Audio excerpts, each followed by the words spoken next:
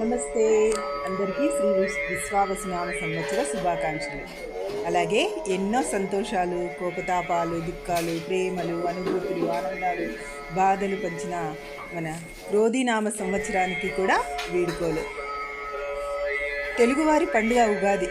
ఆ ఉగాది రానే వచ్చిందండి. తెలుగు వాకిళ్లలో విశ్వావసునామ సంవత్సర ఉగాది సందడి మొదలైంది. ప్రతి ఇంటి ముందు ముగ్గులతో, తోరణాలతో, పూలతో చక్కగా అలంకరించుకొని విశ్వావసునామ సంవత్సరానికి మనం స్వాగతం పలుకుతూ ఉన్నామండి.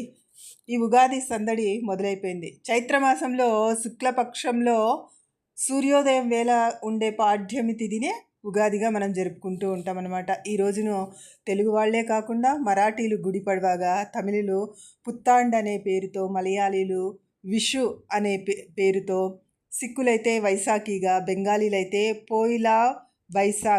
పోయిలా బైసాఖ్గా జరుపుకుంటారు. ఉగాది అంటే ప్రతి ఒక్కరికి గుర్తొచ్చేది ఉగాది పచ్చడి కదండి. షడ్రుచులు.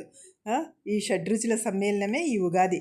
జీవితంలో వచ్చే కష్టం, సుఖం అందరూ కూడా అనుభవించాలని చెప్పి గుర్తు చేసేదే మన ఉగాది పండగ అండి. ఉగాది పచ్చడి కూడా ఇది ఇట్లా ఉంటే హిందూ పురాణాల ప్రకారం అండి, ఉగా అంటే నక్షత్ర గమనము, అంటే నక్షత్రాల కదలిక అన్నమాట.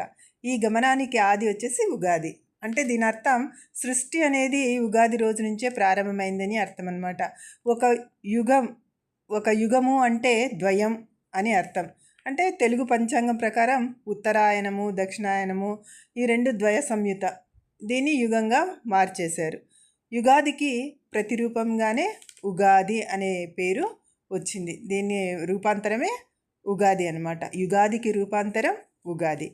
ఈ ఉగాది రోజు మనమంతా కూడా ఉదయాన్నే లేచి తలంటుకుంటాము. ఇంటి ముందు ఇండ్లు అంతా శుభ్రం చేసుకొని ఇంటి ముందు ముగ్గులతో, పూల తోరణాలతో, మామిడాకులతో అలంకరించుకుంటామండి.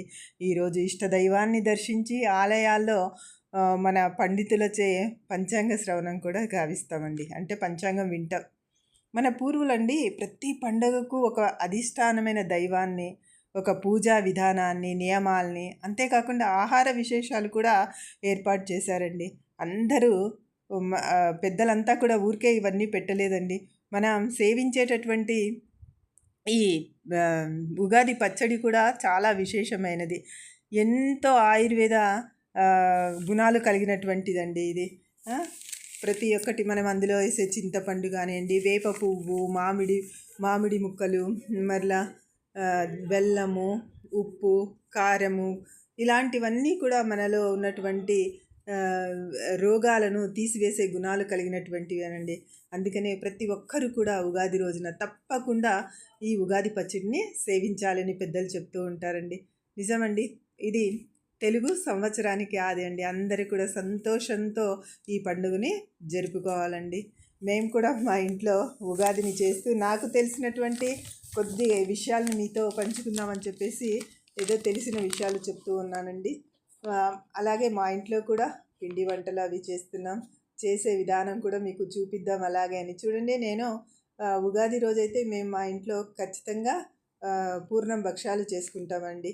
వీటిని భక్షాలు అనేది పోలేలు అంటారు, కొన్ని చోట్ల హోలీగా అంటారు. మేమైతే భక్షాలు అంటామండి.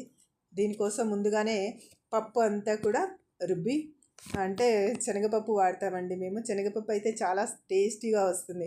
అరకిలో శనగపప్పు పలుగ్గా మరీ మెత్తబడుకోకుండా ఉడికించుకోవాలి. దానికి అరకిలో బెల్లం, అలాగే ఇలాచీ పొడి, కొంచెం సొంటి పొడి కలిపేసుకొని మెత్తగా గ్రైండ్ చేసుకుంటే పూర్ణం తయారవుతుందండి.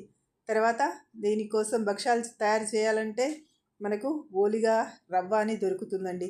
ఆ ఓలిగ రవ్వ ఖచ్చితంగా అవసరం అవుతుంది. ఓలిగ రవ్వను బాగా వాటర్లో ఒక గంటన్నర ముందే నానబెట్టుకోవాలండి. మెత్తగా నానబెట్టేస్తే హోలిగా బాగా వస్తుందండి. చక్కగా బాగా పొంగుతూ వస్తాయండి. పల్చగా తయారు చేసుకోవచ్చు. రాని వాళ్ళు కూడా ఈజీగా తయారు చేసుకోవచ్చు అండి. కింద వేసుకోవడానికి పేపర్స్ కూడా అమ్ముతూ ఉంటారు షాప్స్లో. అలాగే మనం పైన రౌండ్గా తయారు చేసుకోవడానికి, ప్రెస్ చేయడానికి ఒక శారీ కవర్ మనం రెడీగా పెట్టుకున్నామంటే సింపుల్గా ఓలిగా చేసేసుకోవచ్చండి. ఈ పూర్ణము తర్వాత ఇది బాగా కొట్టి చేయాలండి. పిండి ఎంత బాగా మనం బాగా బండకేసి కొట్టి మెత్తబడేటట్లు చేసుకుంటామో అంత బాగా భక్ష్యాలు వస్తాయండి. ఈ విధంగా పేపర్తో చూసారా ఎంత పెద్దగైనా మనం చేసుకోవచ్చు. నాకైతే శారీ కవర్ చిన్నగా దొరికిందండి. అది కాకుండా మధ్యలో గీతలాగా ఉంటే అచ్చు పడుతుందని చిన్నగా కట్ చేసుకున్నాను. ఇంకా పెద్దగా వస్తాయి ఫ్రెండ్స్, తయారు చేయొచ్చు. ఈ విధంగా ఈరోజు మా ఇంట్లో భక్ష్యాలు చేస్తూ మీతో కొన్ని విషయాలు మాట్లాడాను ఫ్రెండ్స్. ఇవి కాల్చేటప్పుడు కూడా చూసారు ఎంత సింపుల్గా బాగా ఈజీగా పడిపోతుందండి. ఆ పేపర్ మీద మనం వేసుకున్నామంటే చాలా చక్కగా వస్తాయి. తిప్పి వేసేటప్పుడు కూడా మనం నిదానంగా అలా తీసేసామంటే విరిగిపోకుండా చక్కగా వస్తాయి ఫ్రెండ్స్. రాదు అనే వాళ్ళు కూడా చేసేయచ్చు ఈజీగా భక్ష్యం. అంటే చాలా బాగుంటాయి కదండి. మన ప్రతి పండుగలో కూడా భక్ష్యాలు ఉండాల్సిందే.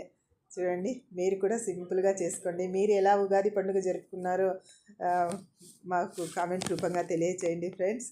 సరే, అదే దాంతోపాటు ఇంకా మా ఇంట్లో కొన్ని పిండి వంటలండి.